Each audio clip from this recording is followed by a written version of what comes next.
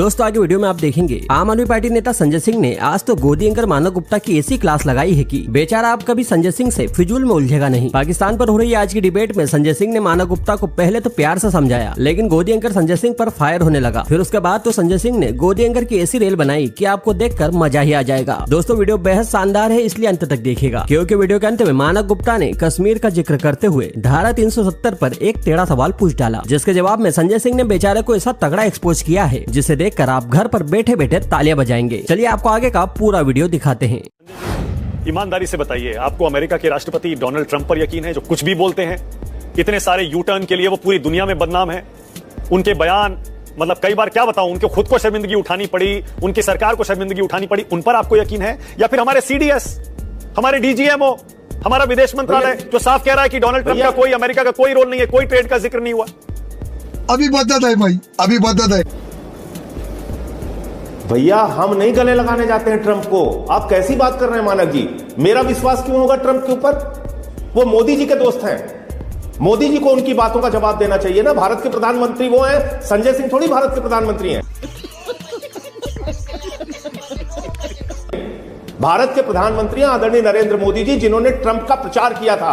अब की बार ट्रंप सरकार, जिसको वो कहते हैं my best friend Donald Trump, तो उस डोनाल्ड ट्रंप ने आपको 8 बार शर्मिंदा कर दिया। आप अब तक बोलने के लिए तैयार नहीं हैं, एक शब्द जवाब देने के लिए तैयार नहीं है। अगर वो झूठ बोल रहा है तो कौन जवाब देगा? संजय सिंह जवाब देंगे या भारत के प्रधानमंत्री जवाब देंगे? क्योंकि सीज फायर का फैसला किसी गलतफहमी में मानव गुप्ता जी नहीं रहिएगा कि विक्रम मिश्री ने कोई फैसला लिया या किसी सेना के अधिकारी ने फैसला लिया। वो फैसला तो राजनीतिक फैसला था, उसको जाहिर सी बात है प्रधानमंत्री ने लिया। प्रधानमंत्री ने लिया, सरकार ने लिया, लेकिन सेना भी कह रही है दोनों देशों के बीच फैसला हुआ, इसमें किसी तीसरे पक्ष का कोई रोल नहीं है। सबसे शर्मिंदगी की बात यह है कि ट्वीट पहले ट्रंप करता है।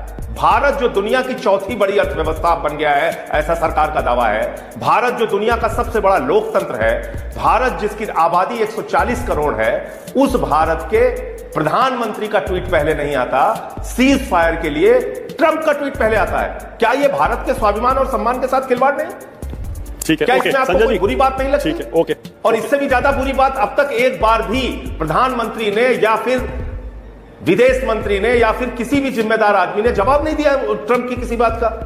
आप हमसे पूछ रहे हैं, अरे भाई हमारी ट्रंप के प्रति कोई श्रद्धा नहीं है। हमारी श्रद्धा है हमारे देश के प्रति, हमारी भारत माता के प्रति, इस धरती के प्रति। हमारी श्रद्धा है हमारी सेना के प्रति। तो संजय जी, हमारी ट्रंप के प्रति कोई, तो संजय जी, आपका और आपकी पार्टी का ये मानना है ना, आपका और आपकी पार्टी का ये मानना है ना कि हिंदुस्तान ये युद्ध जीता है, हमने 4 दिन में पाकिस्तान को घुटनों पर ला दिया, हमारी विजय हुई है। 1000 बार हमने कहा है, हमने कब इससे इनकार किया? ठीक है, जब भी हमने बोला है, बार बार ये कहा है कि सेना की बहादुरी को हम नमन करते हैं। सेना ने 9 आतंकी ठिकानों को नेस्तनाबूद कर दिया। सेना ने 21 आतंकी ठिकानों का जिक्र किया। यह हमारे पास पीओके कब्जा करने का सबसे सुनहरा अवसर था। बलूचिस्तान के असंतोष के कारण बलूचिस्तान को बांग्लादेश की तरह अलग करने का सुनहरा मौका था। तो भारत के प्रधानमंत्री ने सीज फायर ट्रंप के दबाव में, व्यापार के दबाव में क्यों किया? हम तो बार बार भारतीय सेना को नमन कर रहे हैं, उनकी बहादुरी को नमन कर रहे हैं। और हमारी जो बहनें, जिनके माथे के सिंदूर उजड़े, जिन आतंकवादियों ने उनके माथे का सिंदूर उजाड़ा, उनको मौत के घाट कब उतारा जाएगा? ठीक है संजय जी, प्रधानमंत्री जी को चुनाव की रैली करने की फुर्सत है, उनको बिहार जाने की फुर्सत है, आंध्र प्रदेश जाने की फुर्सत है, उनको केरल जाने की फुर्सत है, दुनिया भर के भाषण देने की फुर्सत है, उनकी नसों में गर्म सिंदूर बह रहा है, ऐसी भी जानकारी उन्होंने देश को दे दी। लेकिन उनको उन बहनों से मिलने तक की फुर्सत नहीं मिली। एक दिन में 4-4 बार कपड़ा बदलने की फुर्सत मिल तो आए शुभम के परिवार से, भाई गए हैं संजय जी, ऐसे मत करिए, पूछे जाएंगे ना। मिल गए हैं शुभम के परिवार से, मिल के आए। 50 बार सवाल उठाने के बाद कल गए, चुनावी रैली संबोधित करके आए। कानपुरिया भाषा में वहां पे हौंक देंगे, वो सब बोला उन्होंने। अच्छी बात है, कानपुरिया भाषा सीखें, अवधी सीखें, हमारी भाषा सीखें, ये तो बड़ी अच्छी बात है। प्रधानमंत्री जी हौंक देंगे, घुस जाएंगे, ये सब बोले, उसमें हमें कोई आपत्ति नहीं। संजय जी ठीक है, लेकिन इतना सवाल उठाने के बाद एक चीज बताइए, 1971 का क्रेडिट इंदिरा गांधी को दिया जाता है। 1971 का क्रेडिट श्री इंदिरा गांधी को दिया जाता है। ऑपरेशन सिंदूर का फिर प्रधानमंत्री को क्यों नहीं देते? देशों की यात्रा की प्रधानमंत्री ने, देखिए मानक जी, इतने देशों की यात्रा की प्रधानमंत्री ने नेपाल तक हमारे समर्थन में नहीं बोला, श्रीलंका नहीं बोला, भूटान नहीं बोला। अरे वो न्यू पपुआ गिनी का जो राष्ट्रपति जिन्होंने पैर छुए थे प्रधानमंत्री जी के, वो तक नहीं बोले। तो आपकी विदेश नीति क्या है?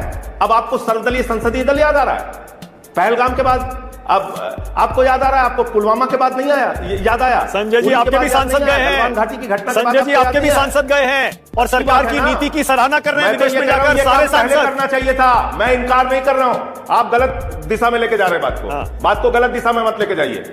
मैं कह रहा हूं ये अच्छी पहल है, ये काम उन्होंने पुलवामा के बाद क्यों नहीं किया, गलवान घाटी की घटना के बाद क्यों नहीं किया, उड़ी की घटना के बाद क्यों नहीं किया? मैं ये कह रहा हूं, मैं ये नहीं कह रहा हूं कि उन्होंने गलत किया।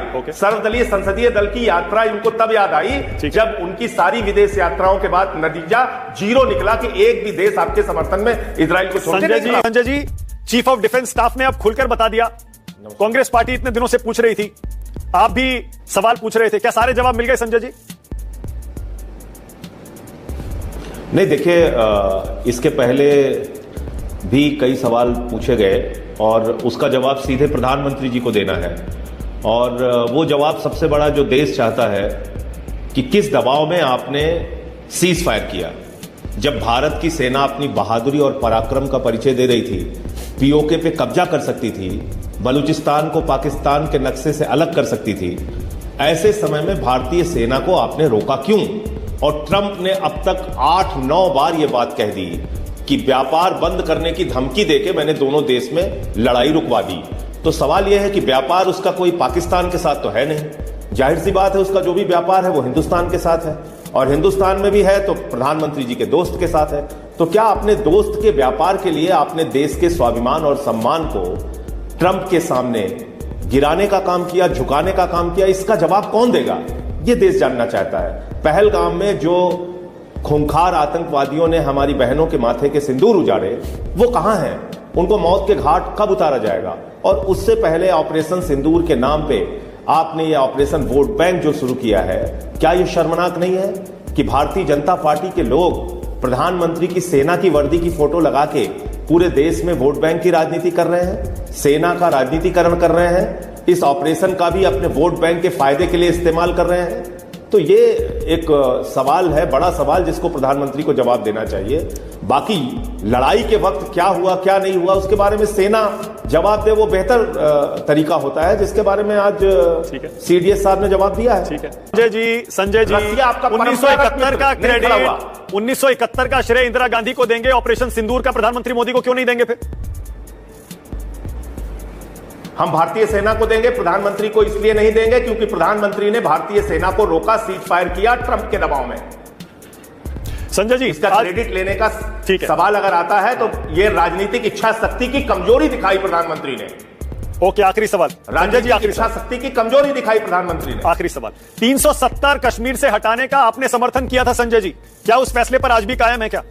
जी हां, तो जब जो चीज जिस चीज का हमने संसद में समर्थन किया था उससे कहां पीछे हट सकते हैं? मतलब उससे हालात बेहतर हुए ना कश्मीर में? तो संसद में समर्थन, आज कश्मीर में हालात बेहतर है ना, मैं ये सुनना चाह रहा हूं। आप ये कहना चाह रहे हैं कि पुलवामा जो हुआ उसको भूल जाएं हम लोग? आप ये कहना चाह रहे हैं कि उड़ी की घटना भूल जाएं, पहलगाम की घटना भूल जाएं, 200 किलोमीटर आतंकवादी हमारे देश के अंदर कैसे आ गए वो भूल जाएं हम? आप ये कहना चाह रहे हैं कि वहां पे सुरक्षा की व्यवस्था क्यों नहीं थी, पुलिस वाले क्यों नहीं थे, सेना क्यों नहीं थी, ये ड्यूटी क्यों नहीं लगाई गई और कहां से क्या गलती रह गई उस समय जिसके कारण से इतनी बड़ी घटना हुई? ये सारे सवाल नहीं पूछने चाहिए।